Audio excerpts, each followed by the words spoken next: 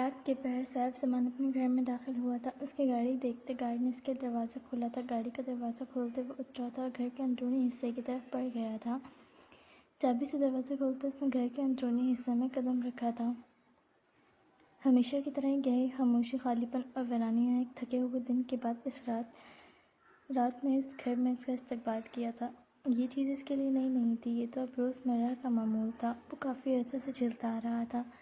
اس خاموشی اور خالی پن نے اسے ایک تیز اور سرد مزاج رکھنے والا شخص بنا دیا تھا۔ ایک نگاہ اس نے اس عالیشان گھر پر ڈالی تھی اور ایک گہرا سانس لیتے وہ اپنے کمرے کی طرف بڑھ گیا تھا۔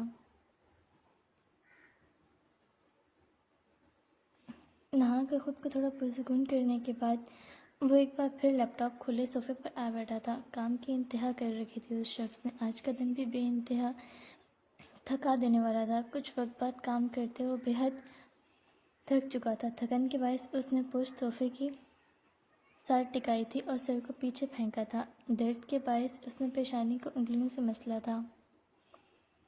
اسے اس وقت چائے کی شدید طلب محسوس ہو رہی تھی، لیکن تھکن کے باعث وہ اٹھ کر کچن میں جا کر اپنے لیے چائے بنانے کی حالت میں بالکل بھی نہ تھا۔ اور اس وقت نہ کوئی ملازم تھا گھر میں۔ شام کے بعد ملازمین کا گھر میں ہونا اسے شروع سے ہی ناپسند تھا۔ نہ کوئی ایسا موجود تھا جسے وہ کچھ کہہ سکتا۔ اس کی شادی کو 3 سال کا عرصہ گزر چکا تھا۔ وہ پہلے بھی اکیلا ہی رہتا تھا، لیکن ان 3 سالوں میں وہ حد سے زیادہ تنہائی محسوس کرنے لگا تھا۔ وہ ان 3 سالوں میں تنہائی کا اس قدر عادی ہو چکا تھا کہ وہ ضرورت کے وقت بھی کسی کو غلطی سے بھی نہ پکارتا تھا اپنی مدد کے لیے۔ اس عالیشان گھر میں اس نے تنہا ہی آج تک بہت کچھ برداشت کیا تھا۔ بیماری تکلیف میں مبتلا بھی وہ اکیلا رات بھر بستر پر پڑا رہتا تھا، لیکن کوئی نہیں ہوتا تھا اس کے پاس اس کا خیال رکھنے کو۔ جو شخص اسے چاہیے تھا، جس لڑکی کی اسے سب سے زیادہ ضرورت تھی، جو اسے بے حد یاد آتی تھی، وہ اس سے بہت دور تھی اور اسے معلوم تھا اس لڑکی کو ذرا پرواہ نہیں ہوگی اس کی۔ ایک بار پھر وہ یاد آئی تھی۔ ایک گہرا سانس لیتے اس نے خود کو کام کے لیے تیار کیا تھا۔ تھکن کے باوجود وہ سیدھا ہو بیٹھا تھا۔ نظر ٹیبل پر اس لڑکی کی تصویر پر گئی تھی جو اس کی بیوی تھی۔ اس نے فوری اس تصویر کا رخ دوسری طرف کیا تھا۔ چہرہ ایک بار پھر سرد ہوا تھا اور وہ کام میں مصروف ہو گیا تھا۔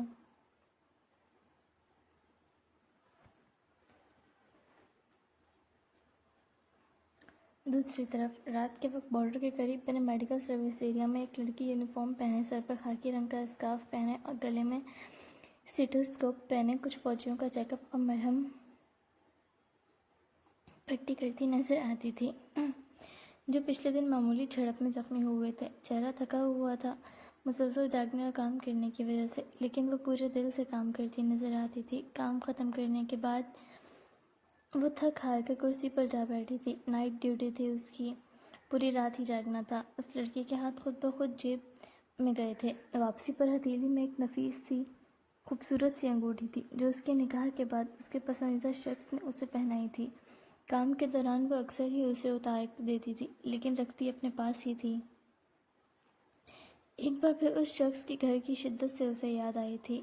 اداسی گہری ہوئی تھی جو اس کے چہرے پر واضح تھی، دیکھی جا سکتی تھی۔ اسے یہاں کام کرتے ہوئے 11 ماہ ہو چکے تھے۔ 2 سالوں سے بارڈر کے میڈیکل سروس میں ڈیوٹی پوری کرنی تھی۔ اس کے بعد اس کی ڈیوٹی یہاں سے منتقل ہو جانی تھی۔ پھر بھی کچھ آسانیاں تھیں۔ پچھلے 11 ماہ سے وہ چھٹی پر گھر نہیں جا سکی تھی۔ کچھ حالات ٹھیک نہیں تھے اس وجہ سے بھی، لیکن اس نے 3 ماہ سے چھٹی کی درخواست دے رکھی تھی، جو اب تک منظور نہیں ہوئی تھی۔ اس کے ساتھ ڈیوٹی دینے والی ایک افسر نے اس کا اداس چہرہ دیکھا تھا۔ نرمی سے اس کے کندھے پر ہاتھ رکھتے اس نے اسے تسلی دی تھی، اداس نہیں ہو، ہم وطن کے لیے کام کرنے والے لوگ ہیں، ہماری زندگیاں ایسی ہی ہوتی ہیں، فرض پہلے اور باقی سب بعد میں۔ ان سب کی زندگیاں ایسی ہی تھیں۔ ایک دوسرے کا چہرہ دیکھ کر وہ تکلیف پہچان جاتے تھے۔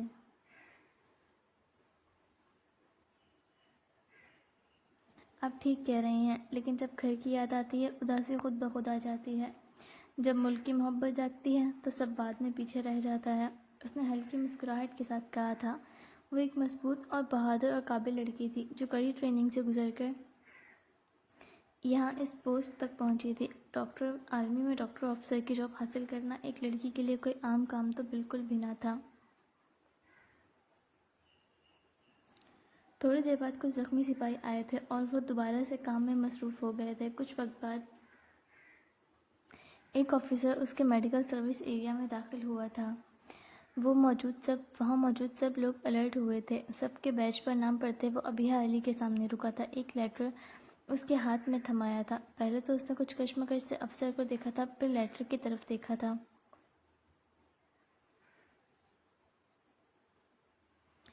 आपकी छुट्टियों की दरख्वास्त मंजूर हो गई है, लेकिन 15 दिन की नहीं, आपको पूरे 3 माह की छुट्टियां दी गई हैं। नई शादी के फ़ौरन बाद आपको यहाँ आना पड़ा था। पिछले साल भी छुट्टियों में आपको वापस बुला लिया गया था। इस वजह से आपको अब 3 माह की छुट्टियां दी जाती हैं। आज रात आपकी आखिरी ड्यूटी का दिन है। सुबह से आप छुट्टियों पर हैं। अफसर का कहना था कि अबिहा के होठों पर अपने आप एक मुस्कुराहट आई थी। सैल्यूट करते हुए उसने शुक्रिया अदा किया था। बाकी सब भी उसके लिए बेहद खुश हुए थे। अफसर जा चुका था और अबिहा ने उस लेटर को खोल कर पढ़ा था। बेख्तियार होंठों पर मुस्कुराहट आई थी। सैफ ज़मान उसे याद आया था और मुस्कुराहट खुद ब खुद ढली थी। उसे याद आई थी वो बहस व झगड़ा जो आखिरी मर्तबा यहाँ आते वक्त उसका उस शख्स से हुआ था। समझती हूँ मैं, तुम तन्हा महसूस कर रहे हो कि शादीशुदा होकर भी तन्हा रहना मुश्किल है तुम्हारे लिए। तुमने शादी किसी का साथ पाने के लिए की थी, तन्हा रहने के लिए नहीं। मैं भी मजबूर थी दिल के हाथों। बस कुछ सालों की बात है, फिर हम साथ रहेंगे। उसकी आंखों में नमी उभरी थी जिसे वो फौरी साफ कर गई थी। ये जगह रोने के लिए नहीं थी। अगले दिन दोपहर के वक्त उसकी कैब उसके घर के सामने आकर रुकी थी। किराया अदा करते कैब से उतरकर उसने घर को देखा था। ये उसका और सैफ ज़मान का घर था।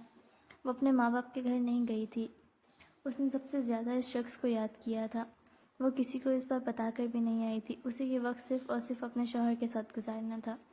गार्ड ने उसे देखते मेन गेट खोला था। वो घर के अंदर दाखिल हुई थी। अंदरूनी हिस्से की चाबी मौजूद थी उसके पास। हॉल में कदम रखते ही उसे महसूस हुआ था जैसे वाकई उसकी रूह को सुकून मिला हो। घर की हर चीज़ साफ़ सुथरी अपनी जगह पर रखी थी। बैग कंधे से उतारते उसने गहरा सांस लिया था और सोफे पर बैठ गई थी। रात के वक्त सैफ ज़मान रोज़ाना की तरह घर में दाखिल हुआ था। अंदरूनी हिस्सा लॉक नहीं, आज खुला हुआ था। उसे बेख्तियार ही सफाई वाले अमले पर गुस्सा आया था। उसे लगा था वो जाते वक्त लॉक करना भूल गए होंगे। घर के अंदर कदम रखते ही उसका गुस्सा ख़त्म हुआ था। आज घर अंधेरे में डूबा नहीं था बल्कि रोशन था। चीज़ें भी कुछ बदली हुई जगह पर थी। डाइनिंग टेबल पर खाना लगा था। सैफ ज़मान के होठों को एक ज़ख्मी मुस्कुराहट ने छुआ था। आखिर किसी को याद आ गई कि इस घर से भी उसका कोई ताल्लुक़ है। घर के मकीन लौट आए हैं, लेकिन कितने दिन के लिए? 2 दिन, 4 दिन और हफ्ते के लिए? उसकी मुस्कुराहट गायब हुई थी। सर झटका था। चेहरे के तासुरात सर्द हुए थे। उसे अब इस सब से कोई फ़र्क नहीं पड़ता। वो खामोशी से ऊपर अपने कमरे की तरफ मुड़ गया था। सैफ, अबिहा अली ने किचन से बाहर आते उसकी पुश्त देखकर उसे पुकारा था। सैफ के कदम वहीं थम गए थे। किसी ने इतने अरसे बाद उसे पुकारा था इस घर में। सैफ, अबिहा ने दोबारा उसका नाम पुकारा था। जानती थी वो इससे नाराज़ होगा, उस पर गुस्सा भी करे शायद, लेकिन फ़िलहाल वो उसे देखने को तरस रही थी। सैफ ज़मान ने एक गहरा सांस खींचा था। वो ना तो उसका सामना करना चाहता था और ना ही उसे देखना चाहता था। मुश्किल था इतने अरसे बाद इस लड़की को देखना, जानते हुए कि वो सिर्फ चंद दिन है और फिर वो पूरा साल तरस जाएगा उसका चेहरा देखने को। इतनी मुश्किलों तो उसने ख़ुद को आदी किया है हमेशा के लिए रहने के लिए। वो उससे अटैच नहीं होना चाहता था। उससे वाबस्ता वो सारी उम्मीदें, खुशियाँ ख़त्म कर चुका था। खुद को संभालते हुए फिर भी मुड़ा था उसे देखने को। आखिर दिल के हाथों वो भी मजबूर था। जबकि इतने अरसे बाद देखते अबिहा की आंखों में आंसू आए थे। थोड़ा बदल गया था वो। चेहरा भी थका हुआ, कमज़ोर लग रहा था, लेकिन आज भी उतना ही प्यारा और पुरकशिश लग रहा था जितना पहली बार लगा था। जबकि वो सर चेहरा लिए देख रहा था। ना कोई तासुर था चेहरे पर, ना खुशी, ना कोई गुस्सा, ना तकलीफ़ लेकिन उसे इतने वक्त बाद घर में देखते वो साग ज़रूर हुआ था। वो खुद तरस गया था इस खूबसूरत सी लड़की को इस घर में दोबारा देखने के लिए, लेकिन वो नहीं थी और अब उसने इस दिल को पत्थर कर लिया था। कैसे हो? अबिहा ने चंद कदम उसकी तरफ लिए थे, बात करने की कोशिश की थी। समझ नहीं आया था कैसे बात करे। ठीक हूँ, उसने सर्द लहजे में मुख्तसर जवाब दिया था। गुस्सा झलक रहा था उसकी आवाज़ में। अबिहा ने चंद कदम मज़ीद उसके करीब लिए थे, लेकिन वो मूड में ना था उससे कोई भी बात करने को। वो मुड़ गया था जाने के लिए, लेकिन अबिहा उसका बाजू थाम गई थी और सैफ ज़मान को सख्त जहर लगा था उसका बाजू थामना। बाजू छोड़ो मेरा। وہ ہلکی مگر سخت آواز میں بولا تھا۔ وہ اپنا کوئی بھی احساس تکلیف اس پر ظاہر نہیں کرنا چاہتا تھا کہ وہ کتنا تڑپتا رہا ہے اس بےحس لڑکی کے لیے۔ وہ بس دکھانا چاہتا تھا اسے کوئی فرق نہیں پڑتا اس کے ہونے یا نہ ہونے سے۔ کچھ دیر رک جاؤ، کھانا بنایا ہے میں نے تمہارے لیے، وہ تو کھاتے جاؤ۔ وہ نرمی سے بولی تھی، لہجے میں اس کے لیے جیسے محبت اور فکر تھی جس چیز نے سیف زمان کے اندر مزید کڑواہٹ بھری تھی۔ میں روزانہ باہر سے کھانے کا عادی ہوں، میں کھانا کھا کر آتا ہوں، تمہیں ضرورت نہیں تھی میرے لیے تکلف کرنے کی۔ تھکی ہوئی ہوگی تم، ریسٹ کرنا چاہیے تمہیں، نہ کہ ان فضولیات میں خود کو تھکاؤ اور اپنا قیمتی وقت ضائع کرو۔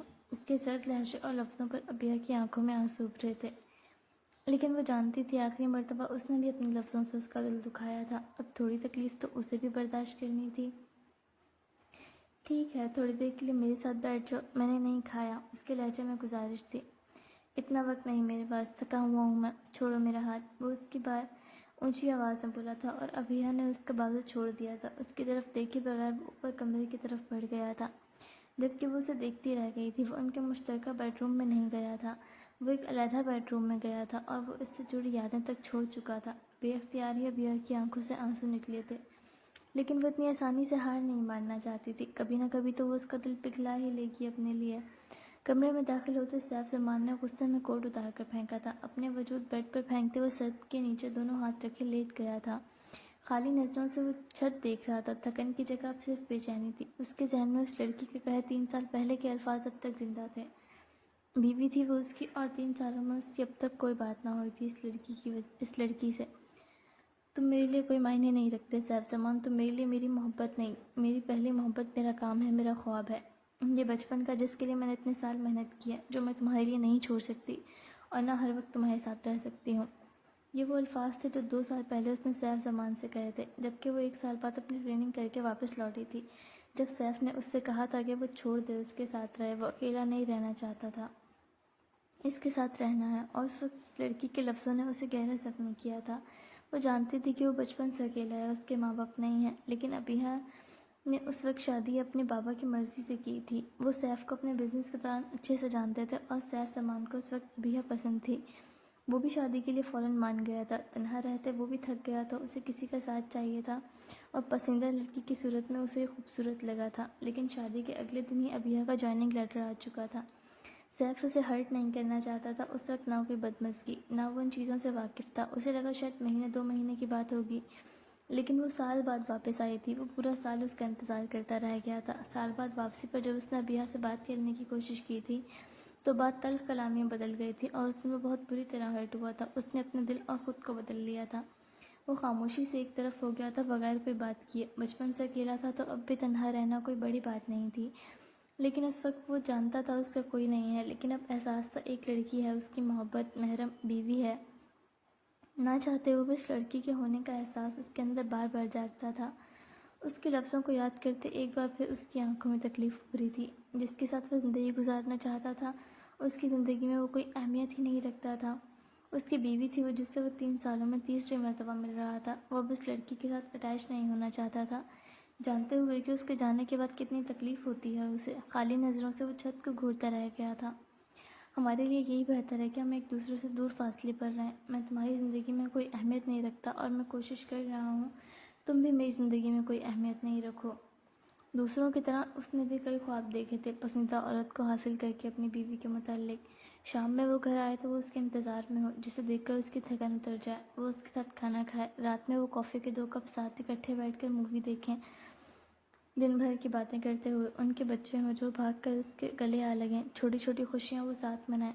لیکن خوشیاں تو دور کی بات، وہ تو عیدوں پر بھی اپنے سامنے کھانا رکھے تنہا کھانے کی میز پر بیٹھا رہ جاتا تھا، اس انتظار میں کہ کوئی تو آ کر اسے عید مبارک کہے گا، گلے لگائے گا، اس کے ساتھ کھانا کھائے گا، لیکن جانتا تھا کوئی نہیں ہے اس کا اور نہ کوئی آئے گا۔ زندگی میں اس نے ساتھ تلاش کرنے کی کوشش کی تھی، لیکن وہ اسے دور رہنا چاہتی تھی اور وہ زبردستی حاصل کی گئی خوشیوں پر یقین نہیں رکھتا تھا۔ جو خوشیاں زبردستی حاصل کی جائیں وہ زندگی بھر ہنٹ کرتی رہتی ہیں۔ خیر، اب مشکل بھی نہیں رہا تھا اس کے لیے اکیلا رہنا، وہ قبول کر چکا تھا اس کے نصیب میں کسی کا ساتھ نہیں، اور اب چاہیے بھی نہیں تھا۔ وہیں لیٹے لیٹے سوچتے ہوئے روزانے کی طرح اس پر نیند حاوی ہونے لگی تھی۔ ہمیشہ کی طرح صبح 5 بجے کے قریب اس کی آنکھ کھلی تھی۔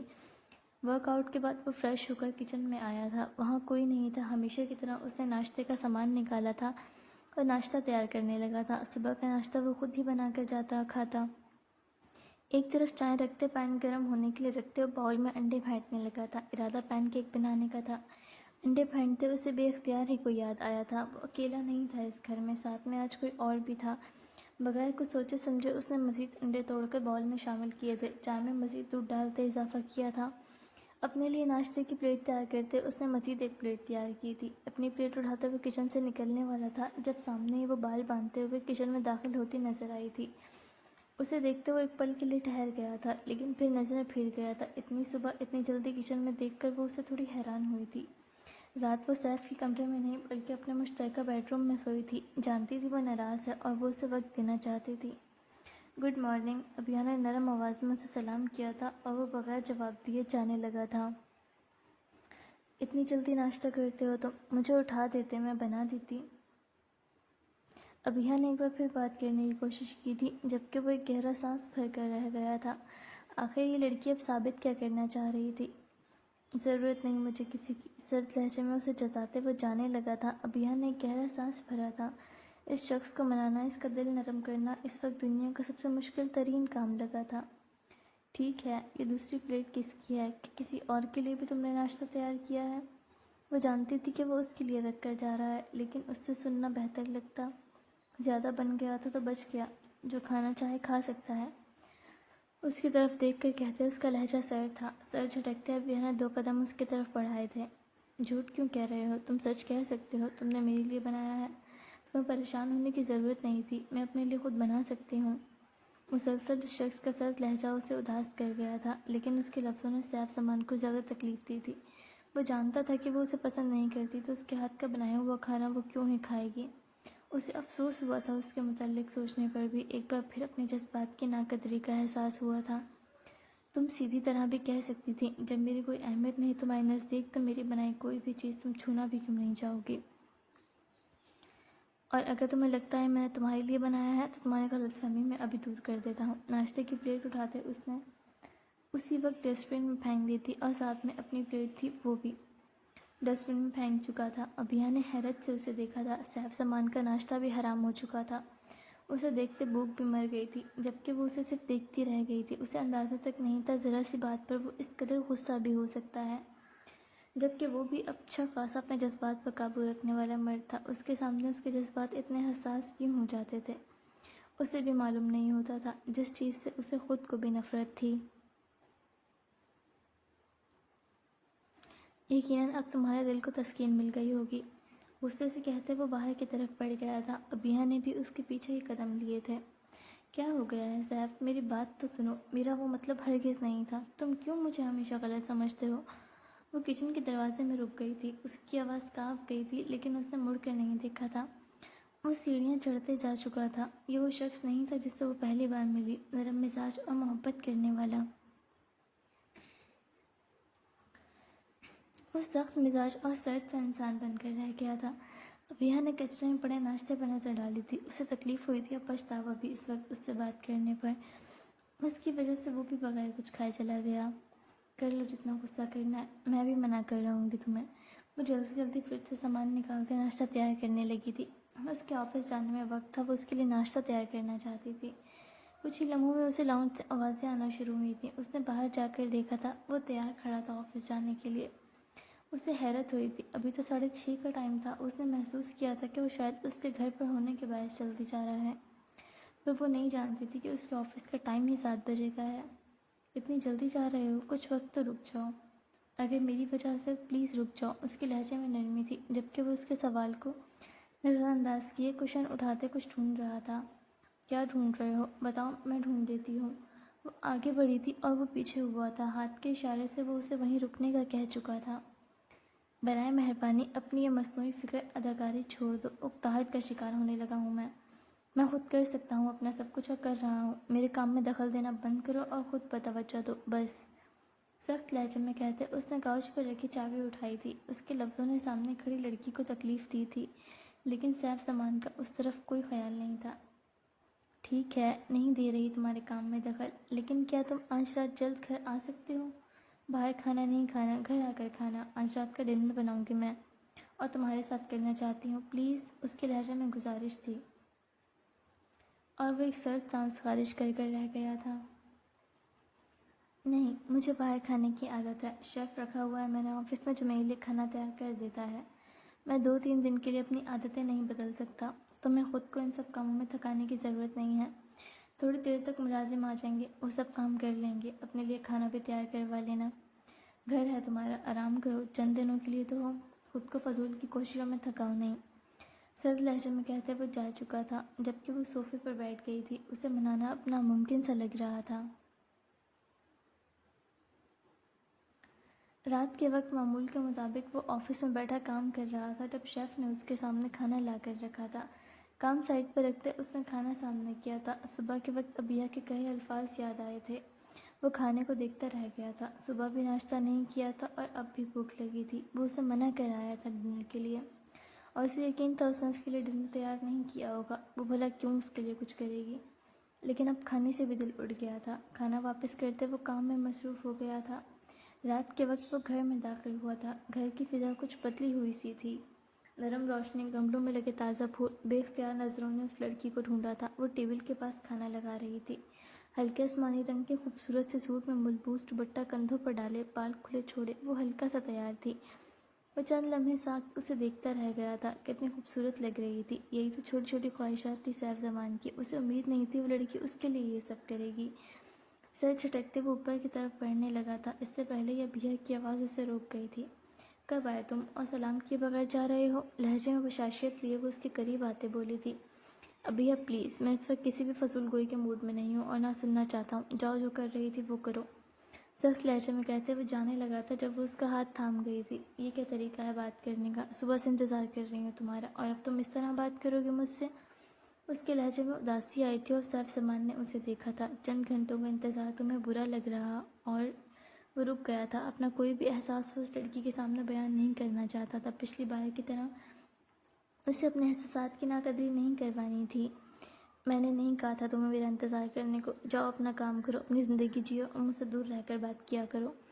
وہ غصے میں کہہ رہا تھا جبکہ ابیہ اس کی آنکھوں میں دیکھ رہی تھی۔ اس کے قریب ہوتے وہ اس کا دوسرا ہاتھ بھی تھام گئی تھی، جبکہ وہ اس کی حرکتوں پر کچھ نہیں کر پا رہا تھا۔ اسے جھڑکنے کا تو سوال ہی پیدا نہیں ہوتا۔ تھوڑی دیر کے لیے میری بات سن لو پلیز، وہ امید بھرے لہجے میں بولی تھی، اور سیف نے اپنی نظروں کا رخ موڑا تھا۔ اوکے، تم یہی بات دور ہو کر بھی کہہ سکتی ہو، ہاتھ چھوڑو میرے۔ اس نے دل کی دھڑکنیں قابو کی تھی، دل کیا تھا اسے چھونے کو، کتنی پیاری لگ رہی تھی وہ، لیکن وہ اپنے جذبات قابو کر گیا۔ بالکل بھی نہیں، شوہر ہو تم میرے، حق ہے میرا تمہارے قریب آنے کا بھی اور تمہیں چھونے کا بھی۔ اس کے لفظوں پر وہ تلخی سے مسکرایا تھا۔ تو تمہیں یاد ہے تمہارا شوہر بھی ہے، لیکن مجھے یاد نہیں کہ میری کوئی بیوی ہے، تو پلیز تھوڑا فاصلہ رکھو مجھ سے۔ وہ ایک بار پھر تلخ ہوا۔ اتنے روڈ کیوں ہو گئے تم؟ وہ اس کے تھکے ہوئے چہرے کو دیکھ رہی تھی۔ جب بھی آتے ہو اس قدر تھکے ہوئے لگتے ہو، اتنا کام کر کے کیوں خود کو تھکاتے ہو؟ وہ میرا کام ہے، میرا بزنس، میری زندگی کا واحد چیز جو مجھے نہیں چھوڑ سکتی۔ میرے کام کے لیے میری اہمیت ہے، وہ میرے بغیر کچھ نہیں۔ مجھے اتنا مصروف رکھتا ہے کہ کسی کو یاد نہیں کرنے دیتا، اور تھکا کر وہ مجھے پرسکون سلا دیتا ہے۔ اس کی طرف دیکھتے ہوئے نرم لہجے میں بول رہا تھا، اور ابیہ نظریں جھکا گئی تھی۔ وہ صحیح کہہ رہا تھا، وہ جانتی تھی، لیکن آخری مرتبہ جو وہ کہہ چکی تھی، اب کہنے کی ہمت نہ تھی کہ وہ بھی اس کی زندگی میں اہمیت رکھتا ہے۔ ہم یہ سب باتیں بعد میں کر لیں گے، کھانا ٹھنڈا ہو رہا ہے، پہلے کھانا کھاتے ہیں۔ اس نے بات بدلنے کی کوشش کی تھی۔ میں کھا کر آیا ہوں، مجھے نہیں کھانا، تم کھاؤ جا کر، اور پلیز میرا ہاتھ چھوڑو، میں تھکا ہوا ہوں۔ کیوں کھایا تم نے باہر؟ میں نے کہا تھا میں کھانا گھر میں تیار کروں گی۔ اس کے لہجے میں اداسی کھلی تھی۔ میں نے انکار کیا تھا، میں نے نہیں کہا تھا خود کو فضول میں بھوکا رکھو، یہ تمہاری خود کی بے وقوفی ہے، وہ عام سے لہجے میں بولا تھا، اور ابیہ سرد مزاج کی سرد مزاجی پر گہرا احساس بھر کر رہ گئی تھی۔ ٹھیک ہے، لیکن تم میرے ساتھ تھوڑا بہت تو کھا سکتے ہو، بس چندنے والے۔ وہ بھری نظروں سے ٹھیک ہے، کیا بنایا ہے کھانے میں؟ اس نے نرم لہجے میں پوچھا تھا۔ امید جاگی تھی وہ اس کے بارے میں جاننے اور اس پر توجہ دینے کی کوشش کر رہی ہے۔ میں نے بریانی، مشروم، مٹن اور میٹھے میں کسٹرڈ بنایا ہے، وہ خوشی سے بولی تھی۔ آخر وہ راضی ہو گیا تھا اس کے ساتھ کھانے کو، جبکہ سیف زمان کی وہ آخری امید بھی ختم ہوئی تھی۔ تم جانتی ہو مجھے کھانے میں کیا پسند ہے اور کیا نہیں؟ نہیں، وہ ہچکچائی تھی۔ یہ تو سب کو پسند ہوتا ہے، مجھے بھی پسند ہے تو بنا لیا میں نے۔ میں ان میں سے کچھ نہیں کھا سکتا، چاول سے مجھے الرجی ہے، مٹن مجھے پسند نہیں، بیف کھا لیتا ہوں لیکن مٹن بالکل بھی نہیں، اور کسٹرڈ بھی نہیں۔ شکریہ تم نے میرے متعلق سوچا، میرے لیے اتنا بھی کرنے کی کوشش کی۔ ان چیزوں کو کرنے کی کوشش نہیں کرو جنہیں تم نہیں جانتی۔ اپنا قیمتی وقت اور زندگی کا قیمتی حصہ میرے جیسے فضول لوگوں کے لیے ضائع نہیں کرو۔ میں اپنی اہمیت جانتا ہوں۔ جاؤ کھانا کھاؤ، جو دل چاہے کرو، بس میرے متعلق کچھ بھی نہیں سوچو۔ اس پر لہجہ نہ سخت تھا، نہ غصہ اور نہ سرد۔ کچھ تھا جو ابھیا کو شرمندہ کر گیا۔ وہ نظریں جھکا گئی تھی، کچھ نہیں کہہ سکی تھی وہ۔ سیف نے نرمی سے اس کے ہاتھوں سے اپنے ہاتھ چھڑائے تھے۔ وہ جانے کے لیے مڑ گیا تھا، لیکن ابھیا اسے گلے لگا چکی تھی۔ سوری، وہ بھیگی ہوئی آواز میں بولی تھی۔ اگر یہ کھانے کے لیے ہے تو اس کی ضرورت نہیں، میں اپنی پسند کا باہر کھا لیتا ہوں، تمہیں پریشان ہونے کی ضرورت نہیں۔ اب کھانا کھاؤ اور آرام کرو، مجھے جانے دو۔ وہ اسے ہرٹ نہیں کرنا چاہتا تھا، لیکن بتانا چاہتا تھا اسے سب کی ضرورت نہیں جو وہ کر رہی ہے۔ اس نے اسے اپنے سینے پر لپٹے اس کے نرم سفید ہاتھوں کو دیکھا تھا۔ بیوی تھی، لیکن چھونے کا دل نہیں چاہا تھا۔ نہیں، یہ سوری کھانے کے لیے نہیں تھا۔ یہ آخری مرتبہ جو میں نے کہا تھا اس کے لیے تھا، میرا وہ مطلب نہیں تھا۔ اس وقت غصے میں کہہ گئی تھی، لیکن دل سے نہیں کہا تھا۔ تم مجھے معاف نہیں کر سکتے؟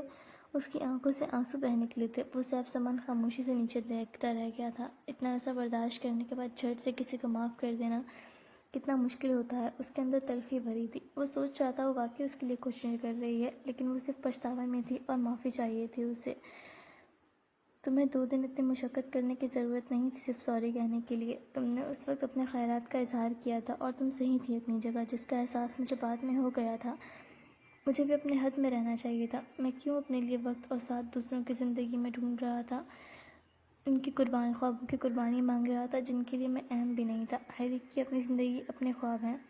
بلکہ شکریہ، تم نے مجھے حقیقت سے روشناس کروایا۔ نہ تو میں تم سے غصہ ہوں نہ ناراض ہوں، بس وقت کے ساتھ ایسا عجیب سا ہو گیا ہوں۔ مجھے نظر انداز کرو، اب جانے دو، کھڑے کھڑے تھک گیا ہوں میں۔ وہ نرم لہجے میں بولا تھا، لیکن آواز میں تکلیف واضح تھی اور ابھیا کو پہلے سے زیادہ شدت سے اپنے کہے لفظوں کا احساس ہوا تھا۔ نہیں، ایسا نہیں کہو، شادی کی ہے تم نے مجھ سے، شوہر ہو، حق رکھتے ہو۔ میں سوری کہنے کے لیے یہ سب نہیں کر رہی، میں بس تمہارے دل میں اپنے لیے جگہ بنانے کی کوشش کر رہی ہوں۔ وہ مسکرایا تھا اس کے لفظوں پر۔ وہ دل میں جگہ بنانے کی کوشش کر رہی تھی، جبکہ وہ پہلے سے ہی اس کے پورے دل پر قابض تھی، جہاں سے وہ اسے چاہ کر بھی نہیں نکال سکا تھا۔ تم ان جگہوں پر ایفرٹس کیوں کر رہی ہو جہاں سے تمہیں کچھ حاصل نہیں ہونا، اور نہ ان چیزوں سے تمہارا کوئی تعلق ہے؟ مجھے سمجھ نہیں آ رہا تم کیا کرنا چاہتی ہو اور کیا نہیں۔ اس بار وہ اکتاہٹ سے بولا تھا۔ اس کے صبر کا پیمانہ لبریز ہو رہا تھا، جبکہ وہ اس کے سامنے آ کھڑی ہوئی تھی۔ مجھے آج 2 دن ہو گئے، تم نے ایک مرتبہ بھی مجھ سے اچھے سے بات نہیں کی، ایک بار بھی میرا نہیں پوچھا۔ تمہارے لیے، تمہارے ساتھ وقت گزارنے کے لیے میں نے 3 ماہ کی چھٹیاں لی ہیں، اور تم بات بھی نہیں کر رہے مجھ سے۔ کیا 3 ماہ میں ایسے ہی یہاں گزاروں گی؟ اس کے لہجے میں شکایت تھی، اور سیف سامان گہرا سانس بھر کر رہ گیا تھا۔ مطلب وہ 3 ماہ پورے یہاں ہے؟ تمہیں میرے لیے چھٹیاں لینے کی ضرورت نہیں تھی، اور نہ ہی مجھ پر یہ احسان کرنے کی ضرورت تھی۔ نہ ہی تمہیں ضرورت ہے چھٹیاں گھر میں میرے جیسے شخص کے ساتھ رہ کر برباد کرنے کی۔ اپنے گھر جا کر اپنے ماں باپ کے ساتھ وقت گزارا، وہ یاد کر رہے ہوں گے۔ پاپا پوچھ بھی رہے تھے کچھ دن پہلے تمہارا۔ بہن بھائی ہیں تمہارے، تو فیملی ہے پوری، ان کے ساتھ وقت اچھا گزر جائے گا۔ دوستوں کے ساتھ کوئی ٹرپ پلان کر لو، اپنی زندگی انجوائے کرو۔ اگر میری وجہ سے، اس رشتے کی وجہ سے تمہیں زندگی جینے یا خوابوں میں رکاوٹ محسوس ہو رہی ہے، تو تم جب چاہو مجھ سے آزادی حاصل کر سکتی ہو۔ میں تمہاری راہ کا کانٹا نہیں بننا چاہتا، نہ بنوں گا۔ بلکہ تم 3 ماہ کی چھٹیوں پر ہو، اچھی بات ہے، ڈائیورس کا پروسیس بھی کمپلیٹ ہو جائے گا۔ سوچو اس بارے میں، میرے ساتھ رہ کر اپنی زندگی برباد کرو گی اور کچھ نہیں۔ میں ایک اٹینشن سیکر آدمی ہوں، ہمیشہ تنہا رہا ہوں، تب بس کسی کی توجہ حاصل کرنے کے لیے دوسروں کو تکلیف پہنچاتا رہتا ہوں، جیسے کہ تم۔ کچھ وقت تک شاید مکمل ذہنی مریض بھی بن جاؤں، تمہاری زندگی مزید خراب کروں گا۔ بہتر ہے تم اس بارے میں سوچو۔ وہ سنجیدہ تھا، بالکل سنجیدہ، اور ابھیا اسے دیکھتی رہ گئی تھی۔ وہ اپنے بارے میں ایسے الفاظ کیسے کہہ سکتا تھا، جبکہ نہ کبھی اس نے اسے تکلیف پہنچائی تھی، نہ کبھی اسے قید کرنے کی کوشش کی تھی، اور نہ کبھی کوئی رکاوٹ بنا تھا۔ جب اس کے اپنے بابا اس جاب کے خلاف تھے، تب بھی اس نے انہیں روکا تھا اسے کچھ بھی کہنے کو۔ تم ایسا کیسے کہہ سکتے ہو؟ مجھے تم سے اس رشتے سے آزادی نہیں چاہیے۔ اس وقت بہت کچھ میں نے تمہیں غصے میں کہہ دیا تھا، نیا نیا خوابوں کا جنون تھا۔ وقت کے ساتھ مجھے احساس ہوا کہ میں غلط تھی، نہ ہی میں نے چھٹیاں تم پر احسان کرنے کے لیے لی ہیں۔ بہت زیادہ میں نے تمہیں بہت یاد کیا، بہت زیادہ وقت میں تمہارے ساتھ گزارنا چاہتی تھی۔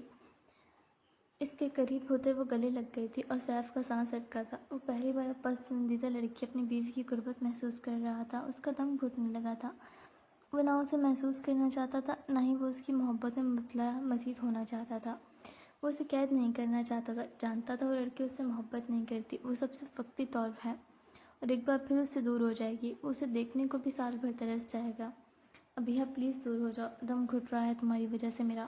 اس کے کندھوں پر ہاتھ رکھتے اس سے دور ہونا چاہا تھا، لیکن وہ مزید اس کے گلے لگ گئی تھی۔ نہیں پلیز، میں معافی چاہتی ہوں، آخری بار معاف کر دو، دوبارہ ایسا کبھی نہیں کہوں گی۔ وہ اس کے سینے سے لگے ضدی انداز میں بولی تھی۔ میں نے کہا نا میں ناراض نہیں ہوں، نہ تمہیں معافی کی ضرورت ہے۔ اگر پھر بھی تمہیں لگتا ہے تو چلو ٹھیک ہے، معاف کیا، لیکن یہ بتاؤ اس کے بعد کچھ بدل جائے گا؟ سب وہیں کا وہیں رہے گا؟ ہم ایک دوسرے کے لیے نہیں بنے ابیہ، تم سمجھ نہیں رہی۔ وہ نرمی سے بولا تھا، عورت تھی، وہ معافی مانگ رہی تھی اور وہ سخت نہیں ہو سکتا تھا اس کے ساتھ۔ بدل جائے گا سب کچھ، کم از کم ہم کوشش تو کر سکتے ہیں، جتنا عرصہ ساتھ رہیں گے خوش رہیں گے۔ صرف 15 سال کی تو بات ہے، پھر میں ہمیشہ کے لیے گھر آ جاؤں گی۔ وہ اتنے عام سے لہجے میں بولی تھی جیسے 15 سال نہیں 15 دن ہوں۔ 15 سال تھوڑا وقت لگتا ہے تمہیں؟ تم میرے قریب آؤ گی، مجھے اپنی عادت ڈالو گی، پھر چلے جاؤ گی، اور میں سال بھر ترستا رہوں گا تمہارے لیے۔ اور اگر مجھے تمہاری عادت لگ گئی نا تو میں تمہیں قید کرنا شروع کر دوں گا ابیہ، تم پچھتاؤ گی۔ اپنے بازو اس نے ابیہ کے گرد لپیٹے تھے، اس نے آنکھیں بند کی تھیں۔ میں نہیں پچھتاؤں گی، کبھی بھی نہیں، تم ایسے نہیں ہو، میں جانتی ہوں۔ اس کے لہجے میں یقین تھا، لیکن وہ ایسے نہیں گزار سکتا تھا زندگی۔ چلو تم کھانا کھاؤ، بعد میں بات کرتے ہیں اس بارے میں۔ اسے نرمی سے اسے خود سے علیحدہ کیا تھا، وہ مان گیا تھا، بڑی بات تھی۔ رات کے وقت وہ سیف سامان کے بیڈ روم میں آئی تھی۔ وہ فریش ہو کر بیڈ پر لیپ ٹاپ کھولے بیٹھا تھا۔ اسے اپنے کمرے میں دیکھ کر تھوڑا عجیب لگا تھا، عادت جو نہیں تھی کسی کی بھی۔ جبکہ وہ لائٹس آف کر کے اس کے پاس آ کر بیٹھ گئی تھی، اس کے بازوؤں کے گرد اپنے دونوں بازو باندھے وہ اس کے کندھے پر سر رکھ کر بیٹھ گئی تھی۔ نظریں اسکرین لیپ ٹاپ پر تھیں۔ جس طرح سے وہ اس کے ساتھ بیٹھی تھی، کام کرنا مشکل ہوا تھا سیف زمان کے لیے۔ تم تھک گئی ہوگی، تمہیں سو جانا چاہیے تھا۔ تم نے نہیں سونا؟ بس کچھ کام ہے وہیں کروں گا، پھر سو جاؤں گا، تم جا کر سو جاؤ۔ نہیں میں جاگ رہی ہوں، تم کام ختم کر لو۔ تم نے یہاں سونا ہے؟ اس نے ہمت کرتے پوچھا تھا۔ ظاہر ہے جہاں تم وہاں میں، وہ عام سے لہجے میں بولی تھی، جبکہ اس کے یہاں سونے کے خیال پر وہ بے چین ہوا تھا۔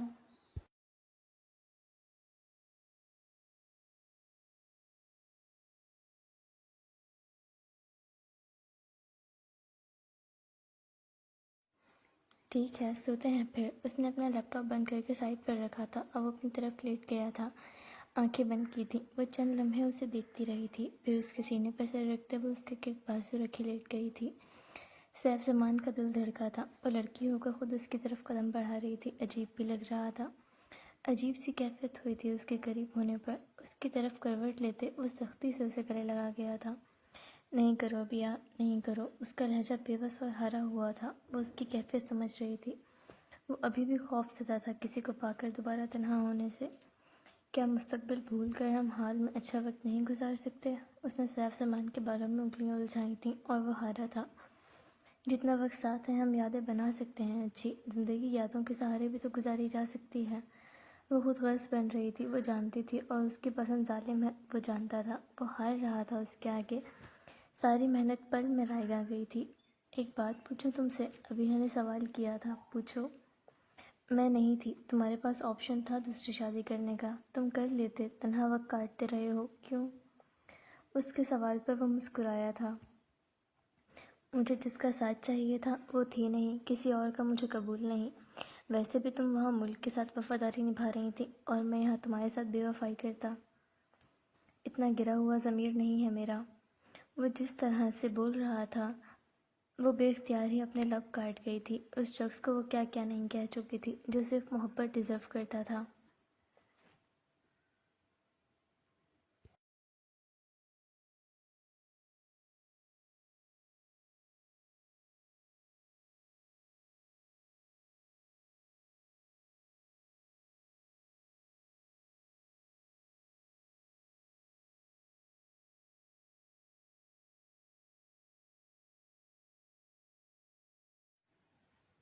تین ماہ بعد، 3 ماہ میں بہت کچھ بدل چکا تھا۔ وہ دونوں ایک دوسرے کے ساتھ اچھی یادیں گزارنے لگے تھے، ایک دوسرے کے بہت قریب آ گئے تھے۔ خوشی کسی کا ساتھ کیا ہوتا ہے، ان 2 ماہ میں سیف زمان نے محسوس کیا تھا۔ جن احساسات کے لیے وہ ترس کر رہ گیا تھا وہ سب محسوس کر رہا تھا۔ وہ خوش رہنے لگا تھا۔ اس کے ساتھ وہ زیادہ تر آفس ساتھ لے کر جاتا، شام میں وہ باہر کافی پینے جاتے، چھٹی پر وہ آؤٹنگ پہ ضرور جاتے۔ ایک دوسرے کے ساتھ وہ یہ بھی بھول چکے تھے کہ ابھی انہیں علیحدہ بھی ہونا ہے۔ صبح کے وقت سیف زمان کی آنکھ کھلی تھی، روشنی ہر طرف تھی۔ آنکھیں کھولتے اس نے اپنے پہلو میں سوئی خوبصورت لڑکی کو دیکھا تھا۔ ہر صبح اسے اپنے پاس دیکھنا ایک الگ ہی احساس پیدا کرتا تھا۔ مسکراتے اس نے ابیہ کے ماتھے پر ہونٹ رکھے تھے۔ اس کے بازو اپنے گرد ہٹاتے وہ اٹھ بیٹھا تھا۔ فریش ہوتے وہ باہر کی طرف بڑھ گیا تھا۔ اس نے باہر گارڈن میں قدم رکھا تھا، ارادہ باہر سے کچھ خرید کر لانے کا تھا، لیکن سیکیورٹی گارڈ نے اس کی طرف آتے ایک انویلپ اسے پکڑایا تھا۔ سیف زمان نے اس پر آرمی کی مہر دیکھی تھی۔ دل عجیب سا ہوا تھا۔ انویلپ کھول کر پڑھتے اس کے چہرے کی ساری خوشی مسکراہٹ غرق ہوئی تھی۔ اسے بند کرتے وہ واپس اندر کی طرف بڑھ گیا تھا۔ بیڈ روم میں آتے اس نے الماری کا ایک مخصوص حصہ کھولا تھا جہاں ابیہ کا یونیفارم، شوز، بیج وغیرہ سب ہینگ تھا۔ آنکھیں بند کرتے اس نے ایک تکلیف بھرا سانس کھینچا تھا۔ لیٹر اب تک اس کے ہاتھ میں تھا۔ اب اسے واپس جانا تھا اور ایک لمبا عرصہ اس شخص کو کانٹوں پر گزارنا تھا، اور اس بار تو حد سے زیادہ مشکل ہوتا۔ اس کا یونیفارم اور باقی سب چیزیں وہ باہر نکال کر رکھنے لگا تھا۔ محبوب کے خواب تھے، اپنی تکلیف اپنی جگہ، لیکن اس کی قدر کرنی تھی۔ انویلپ کو ابیہ کی طرف رکھتے وہ اس کے برابر میں آ لیٹا تھا۔ اسے اپنے بازوؤں میں حصار میں لیتے وہ بے اختیار سختی سے اسے گلے لگا گیا تھا، جیسے وہ اسے اب خود سے دور نہ جانے دینا چاہتا ہو۔ لگتا تھا کہ اگر اب وہ دور گئی یا تو وہ نہیں بچے گا یا پھر وہ ہمیشہ کے لیے دور ہو جائے گی اس سے۔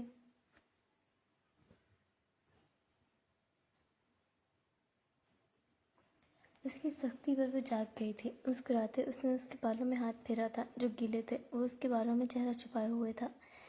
نہا کر پھر سے سونا ہے کیا؟ چلو اٹھ جاؤ، میں بھی نہا لوں، پھر ناشتہ کرتے ہیں ساتھ میں۔ وہ اسے اٹھاتے ہوئے بولی تھی جبکہ وہ نفی میں سر ہلا گیا تھا۔ اٹھو، پھر پورا دن پڑا ہے، آج تمہاری چھٹی ہے۔ اس کے بازو خود سے دور کرتے وہ اٹھ بیٹھی تھی، جبکہ وہ وہیں بغیر کوئی حرکت کیے پڑا رہ گیا تھا۔ کمبل کھینچ کر اس نے چہرے کو ڈھک لیا تھا۔ بال باندھتے اس کی نظر اپنے برابر پر رکھے انویلپ پر گئی تھی۔ اسے اٹھا کر کھولتے اس نے پڑھا تھا۔ اس کی مسکراہٹ فوری غائب ہوئی تھی۔ پہلی بار اس کا جانے کا دل نہیں چاہا تھا اس شخص کو چھوڑ کر۔ سیف کا سوچتے اس کا دل مٹھی میں جکڑا تھا۔ چہرے سے کمبل اٹھاتے وہ اٹھ بیٹھا تھا۔ چند لمحے خاموشی سے وہ دونوں ایک دوسرے کو دیکھتے رہے تھے اور پھر وہ زبردستی مسکرایا تھا۔ وہ اسے پریشان نہیں کرنا چاہتا تھا، لیکن اس کے چہرے پر وہ تکلیف دیکھ سکتی تھی۔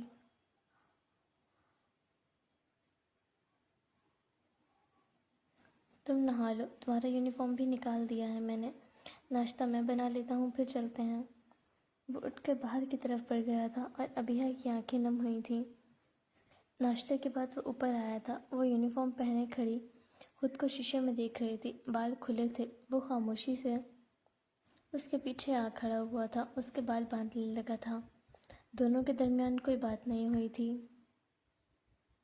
دونوں کے چہرے اداس تھے۔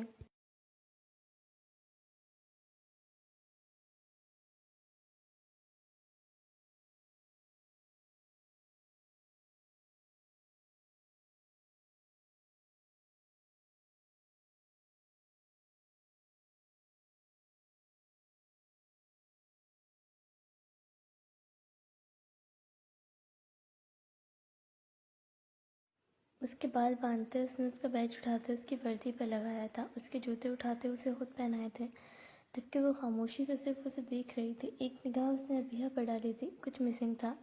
کیپ اس نے کیپ اٹھاتے ابیہ کے سر پر رکھی تھی اور وہ مسکرایا تھا۔ پرفیکٹ، وہ مسکرا رہا تھا۔ اسے دیکھتے نظروں میں محبت اور طلب تھی۔ وہ اس کے ہر ایک نقش کو حفظ کر رہا تھا، جس طرح وہ خود پر قابو رکھے ہوئے تھا۔ وہ وہی جانتا تھا۔ اس کی برداشت ختم ہونے لگی تھی۔ وہ رخ پھیر گیا تھا، آنکھوں سے دو آنسو ٹوٹ کر گرے تھے جو وہ فوری صاف کر گیا تھا، لیکن ابیہ دیکھ چکی تھی۔ اس کا دل بھی تکلیف میں تھا۔ آؤ چلیں، گاڑی کی چابی اٹھاتے وہ سنجیدہ لہجے میں بولا تھا، لیکن وہ اس کے سامنے آ کھڑی ہوئی تھی اور گلے لگ گئی تھی اس کے۔ سیف نے اپنا سر اس کے کندھے پر رکھا تھا اور وہ نرمی سے اس کے بالوں میں انگلیاں چلاتی جیسے اسے تسلی دینے کی کوشش کر رہی تھی۔ سیف نے اپنے خاموش آنسوؤں کو اس کے کندھے پر بہنے دیا تھا۔ تم جا رہی ہو، کیسے رہوں گا میں تمہارے بغیر؟ وہ نم لہجے میں بولا تھا اور ابیہ کی آنکھوں سے آنسو بہہ نکلے تھے۔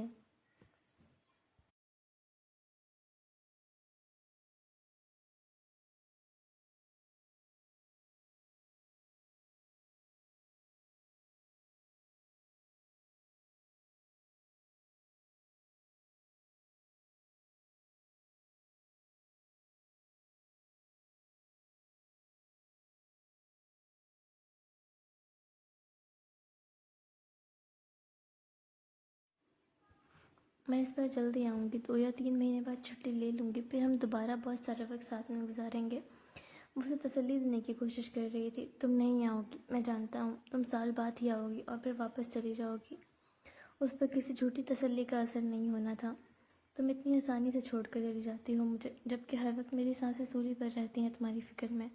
کہیں تمہیں کچھ ہو نہ جائے، ایسی جگہ پر ہو تم، راتوں کو چین سے سو بھی نہیں پاتا میں۔ ان دونوں کی آنکھوں سے آنسو جاری ہوئے تھے۔ سیف کو احساس ہوا تھا کہ وہ اس کے لیے مشکل بنا رہا ہے یہاں سے جانا۔ آنسوؤں کو صاف کرتے ہوئے سیدھا ہوا تھا، اس کے آنسوؤں کو صاف کیا تھا۔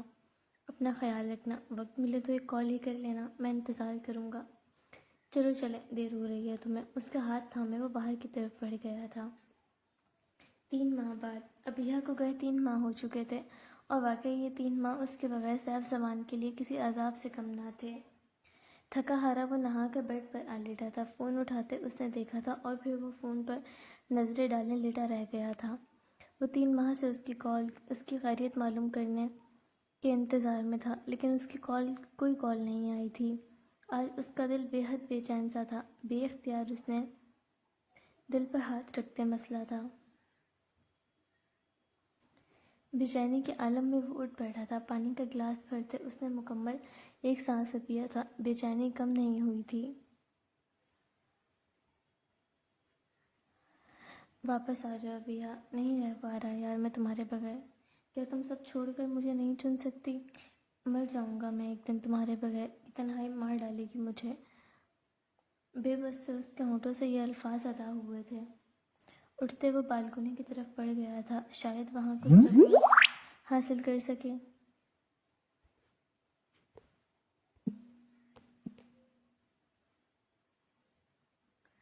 بارڈر پر ایک بار پھر جھڑپوں کا سلسلہ جاری تھا۔ فائرنگ کی آواز اس قدر سخت تھی کہ کسی سے بات کرنا مشکل ہو رہا تھا۔ زخمی سپاہی مسلسل میڈیکل سروس ایریا میں لائے جا رہے تھے۔ تمام ڈاکٹر ان کی جان بچانے کی کوشش کر رہے تھے، اور ان میں پورے دل سے کام کرتی ابیہ علی بھی موجود تھی۔ سروس ایریا اس قدر بھر چکا تھا کہ وہاں اب مزید زخمیوں کی جگہ موجود نہیں تھی۔ زخمی سپاہی باہر بھی موجود ہیں، کچھ ڈاکٹر جلدی سے باہر آئیں، انہیں فوراً فرسٹ ایڈ دینی ہے۔ ایک سپاہی دروازے میں آتے اونچی آواز میں بولا تھا، بغیر کچھ سوچے سمجھے۔ ابیہ علی اور ان کے ساتھ چند میل ڈاکٹر بھی باہر کی طرف بڑھے تھے۔ گولیاں برس رہی تھیں اور وہ مشکلوں اوٹ میں ہوتے ان فوجیوں تک پہنچ رہے تھے جنہیں ضرورت تھی۔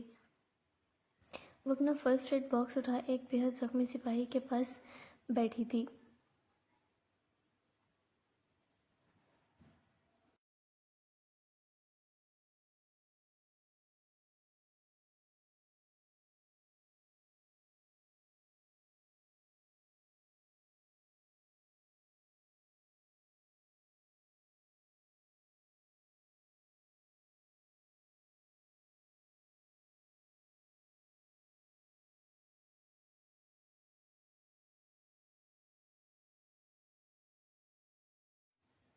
جاؤ یہاں سے، یہ جگہ محفوظ نہیں، وہ بمشکل بولا تھا۔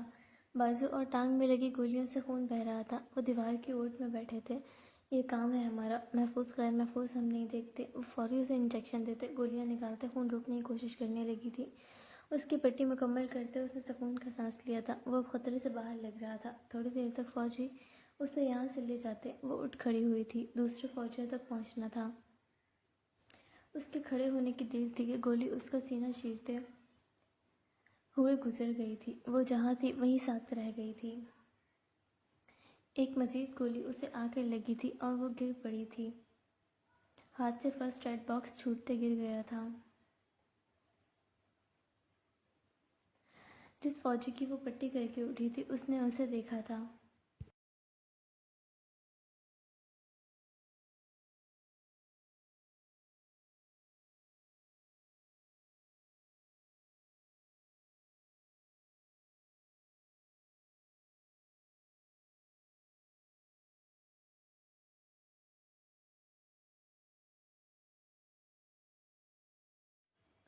مشکلوں اٹھتے اسے کھینچ کر دیوار کی اوٹ میں کیا تھا۔ سینے میں بازوؤں سے خون نکلنے لگا تھا۔ اس کی سانسیں اٹکنے لگی تھی۔ اس کے بکھرے فرسٹ ایڈ باکس میں سے کپاس اٹھاتے وہ خون روکنے کی کوشش کرنے لگا تھا، جبکہ اس کی سانسیں اکھڑنے لگی تھیں۔ آنکھوں کے سامنے وہ شخص آیا تھا جس سے اس نے وعدہ کیا تھا 3 ماہ بعد واپس آنے کا۔ وہ وعدہ قائم نہیں رکھ سکی تھی، آنکھوں سے آنسو بہنے لگے تھے۔ وہ کچھ کہنا چاہتی تھی لیکن کہہ نہیں سکی تھی۔ بالآخر اس کی سانسیں اکھڑ گئی تھیں، گردن ایک طرف ڈھلک گئی تھی۔ فوجی سر جھکائے بیٹھا رہ گیا تھا۔ صاحب زمان ایک دم اٹھ بیٹھا تھا، اس کے ماتھے پر پسینے کی بوندیں تھیں، چہرے پر خوف تھا۔ اس نے آس پاس دیکھا تھا، شکر کا سانس لیا تھا اس نے۔ یہ صرف ایک برا خواب تھا۔ پانی کا گلاس پیتے، خود کا سانس بحال کرتے اس نے ابیہ کی خیریت اور عافیت کی دعا کی تھی۔